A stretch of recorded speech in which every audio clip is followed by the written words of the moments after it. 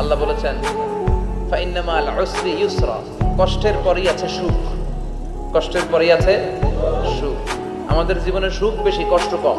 কয়দিন না খেয়েছিলাম, কয়দিন বিপদে পড়ছি, কয়দিন ডাকাইতে ধরছে, এক মাসের মধ্যে অসুস্থ থাকি কয়দিন আর সুস্থ থাকি কয়দিন, এটা হিসাব করে না। অসুস্থ যে ছিল খালি এটা খেয়াল রাখে, আছে না নাই?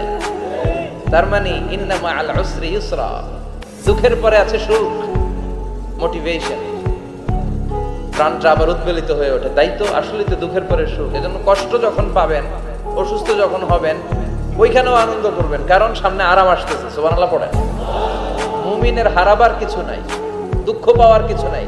মুমিন অসুস্থ হলে অসুস্থতার মাধ্যমে তার রোগের মাধ্যমে তার গুনাহ ঝরে যায়, সে আল্লাহর কাছে প্রিয় হয়ে ওঠে। তা আমাদেরকে কেউ হারাইতে পারে? কথা বলেন, আমাদের কেউ ভয় দেখাইতে পারে? মোটিভেশনাল সূরা, সূরাতুল ইনশিরাহ আর সূরাতুদ দুহা। এখানে অনেক হিউজ মোটিভেশন আছে। যারা হতাশ, যাদের জীবন ভাল লাগে না, মরে যেতে মনে চায়, গার্লফ্রেন্ড গালি দিছে, আছে না নাই?